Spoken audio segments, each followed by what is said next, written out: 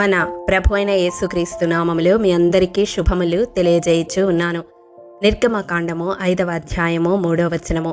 అప్పుడు వారు, హెబ్రీయుల దేవుడు మమ్మను ఎదుర్కొనెను, సెలవైన ఎడల మేము అరణ్యములోనికి 3 దినముల ప్రయాణమంత దూరము పోయి మా దేవుడైన యెహోవాకు బలి అర్పించుదము. ప్రియ దైవజనమా, ఈ భాగములో మనము చూచినట్లయితే దేవుణ్ణి ఆరాధించాలి, దేవుణ్ణి సేవించాలి అని ఇశ్రాయేలీయులు సిద్ధపడి వారి తలంపును ఫరో ఎదుట పెట్టినప్పుడు ఫరో వారిని ఆటంకపరుస్తూ ఆయా రీతులుగా వారికి అడ్డంకులు కల్పిస్తూ వచ్చాడు. మొదటగా మనం చూసినట్లయితే వారిని సోమరులు అని నిందిస్తూ ఉన్నాడు. నిజానికి ఇశ్రాయేలీయులు కష్టించి పనిచేస్తూ ఉన్నారు.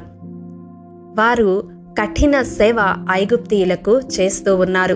ఈనాడు మన జీవితాల్లో కూడా ఎప్పుడైతే మనము దేవుణ్ణి ఆరాధించడానికి సిద్ధపడతామో మొదటగా అపవాది మన మీద ఉపయోగించే ఆయుధము నింద. కానీ యెషయా గ్రంథము 51వ అధ్యాయము 7వ వచనం ప్రకారం మనము మనుషులు పెట్టు నిందలకు భయపడకూడదు, వారి దూషణ మాటలకు దిగులు పడకూడదు. మనము భయపడవలసిన వాడు దేవుడే. ఆయనకు మాత్రమే మనము భయపడి ఆయన్ని సేవించడానికి ఎల్లవేళలా సిద్ధముగా ఉండాలి. రెండవదిగా, ఫరో వారి చేత ఎక్కువ పని చేయించి కష్టపెడుతూ ఉన్నాడు. అవును, అపవాది మన మీద ప్రయోగించే రెండవ ఆయుధము దేవుణ్ణి ఆరాధించకుండా సేవించకుండా చేయడానికి కష్టములను కలిగిస్తూ ఉంటాడు.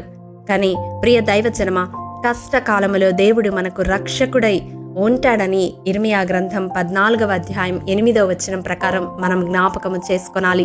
ఎన్ని కష్టములు మన జీవితంలో ఎదురైనప్పటికీ ఆత్మీయ యాత్రలో దేవుణ్ణి సేవించుటలో ముందుకు కొనసాగే వారముగా మనం ఉండాలి. మూడవదిగా, అపవాది ప్రయోగించే ఆయుధము ఏమిటి అంటే ఐక్యతను భంగము చేస్తాడు. అవును, ఆనాడు ఇశ్రాయేలీయులు గడ్డికి బదులుగా కొయ్యకాలు కూర్చుటకు ఐగుప్తు దేశమందంతటా చెదిరిపోయినట్లుగా చూస్తాము. మన జీవితాల్లో కూడా సంఘాలలో దేవుణ్ణి ఆరాధించకుండా అపవాది సంఘస్థుల మధ్య ఐక్యతను నేటి దినాల్లో భంగపరుస్తూ ఉన్నాడు. కాబట్టి మనము జాగరూకులమై సమాధానమును బంధము చేత ఆత్మ కలిగించు ఐక్యమును కాపాడుకొనుటయందు ఎఫెసీయులకు రాసిన పత్రిక 4వ అధ్యాయం 1-2 వచనాల ప్రకారం శ్రద్ధ కలిగి ఉండాలి. 4వది మనం చూసినట్లయితే అక్కడ ఫరో కార్య నియామకులు గడ్డి ఇవ్వకుండా ఇటుకలు చేయమని ఇశ్రాయేలీలను కొట్టుచూ ఉన్నారు. ఇది దేవుణ్ణి ఆరాధించడానికి అపవాది ఆటంకపరుస్తూ ఆటుపోటులను మన జీవితాల్లో కలిగించడాన్ని సూచిస్తుంది. కానీ ప్రియ దైవజనమా, ఎన్ని ఆటుపోటులు ఎదురైనప్పటికీ మన శత్రువుకి మనము ఒక మాట చెప్పగలగాలి. మీకా గ్రంథం 7వ అధ్యాయం 8వ వచనం ప్రకారం, అపవాది పన్నాగములకు కృంగిపోక, నా శత్రువా నా మీద అతిశయింపవద్దు, నేను క్రింద పడినను తిరిగి లేవగలను అని చెప్పగలిగే విశ్వాసము మన జీవితాల్లో మనము కలిగి ఉండాలి. 5వదిగా మనం చూసినట్లయితే ఇటుకల లెక్కలో ఏమాత్రము తక్కువ చేయకూడదు, ఏనాటి పని ఆనాడే చేయాలని ఫరో సెలవీయడం వలన ఇశ్రాయేలీల నాయకులు దురవస్థలో పడి ఉన్నట్లు తెలుసుకున్నారు. అవును, మన జీవితాల్లో కూడా అపవాది దేవుణ్ణి సేవించకుండా అనేక దురవస్థలకు మనలను గురి చేస్తాడు. కానీ అపోస్తుల కార్యములు 7వ అధ్యాయం 34వ వచనం ప్రకారం దురవస్థలలో పడి ఉన్న మనపై దేవుని దృష్టి ఉంటుందని గ్రహించాలి. ధైర్యముగా ఎదుర్కొనాలి.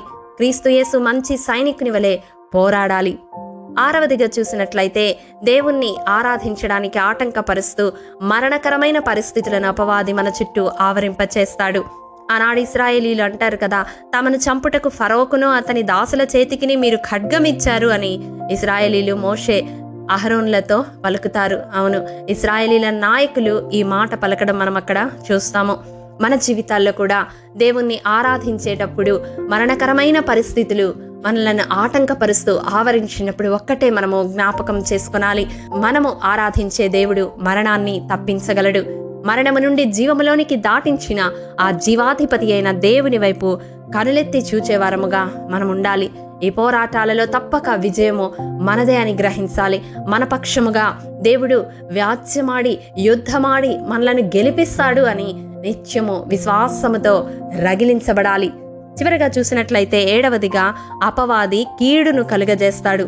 అవును, దేవుణ్ణి ఆరాధించకుండా సేవించకుండా ఆటంకపరచడానికి అపవాది ఉపయోగించే 7వ ఆయుధము కీడును కలుగజేయడమే.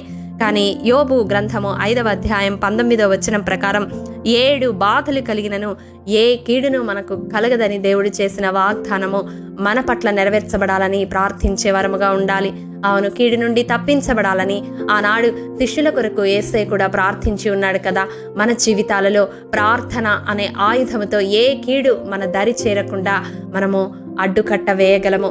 కాబట్టి ప్రియ దైవజనమ, ఈ 5వ అధ్యాయములో అపవాది ఏ విధంగా దేవుణ్ణి ఆరాధించకుండా సేవించకుండా మనలను ఆటంకపరుస్తాడో, ఫరో ఇశ్రాయేలీలను ఆటంకపరిచిన విధానము ద్వారా దేవుడు మనకు బయలుపరిచి ఉన్నాడు. కాబట్టి మెలకువ కలిగి ఎటువంటి పరిస్థితులలో కూడా దేవుణ్ణి ఆరాధించడం నిర్లక్ష్యము చేయకుండా మన జీవితకాల పర్యంతము ఆయన్ని సేవించే వారముగా ఉందాము. అటి కృప దేవాది దేవుడు మనందరికీ అనుగ్రహించునుగాక. ఆమేన్. ప్రేమ నమ్మకము కలిగిన మా ప్రియ పరలోకపు తండ్రి, మీ పరిశుద్ధ పాదములకు వందనములు. దేవా, విత్తబడిన వాక్యమును ప్రతి హృదయంలో నూరంతలుగా ఫలింపచేయండి. మా జీవితాల్లో నిన్ను ఆరాధించాలి, నిన్ను సేవించాలి అని మేము తలంచినప్పుడు ఎటువంటి ఆటంకాలు అపవాది నుండి మాకు ఎదురవుతాయో మీరు బయలుపరిచిన విధానమును బట్టి మీకు వందనాలు. వాటన్నిటినీ ఎదుర్కొని జయించి నీలో కొనసాగడానికి నీ ఆత్మ నడిపింపు మాలో ప్రతి ఒక్కరికి దయచేయమని యేసు అతి పరిశుద్ధ నామం పేరట అడిగి పొందుకొని ఉన్నాము తండ్రి. ఆమేన్. ప్రియ దైవజనమా, అనుదినము షారోన్ మన్నా ద్వారా అడగబడుచున్న బైబిల్ క్విజ్ ప్రశ్నలకు సమాధానములు ప్రతి నెల మొదటి వారము కామెంట్ బాక్స్లో పోస్ట్ చేయబడతాయి. కాబట్టి గమనించి మీకు తెలియని ప్రశ్నలకు సమాధానములు తెలుసుకొనగలరని ప్రభు పేరట మనవి చేయుచూ ఉన్నాము.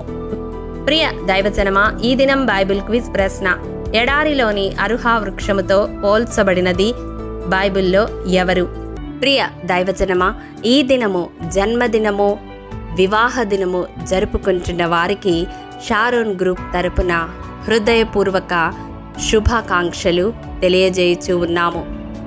దేవుడు శ్రేయస్కరమైన ఆశీర్వాదములతో ఈ సంవత్సరాది నుండి సంవత్సరాంతము వరకు మిమ్ములను నింపాలని ప్రార్థిస్తూ ఉన్నాము.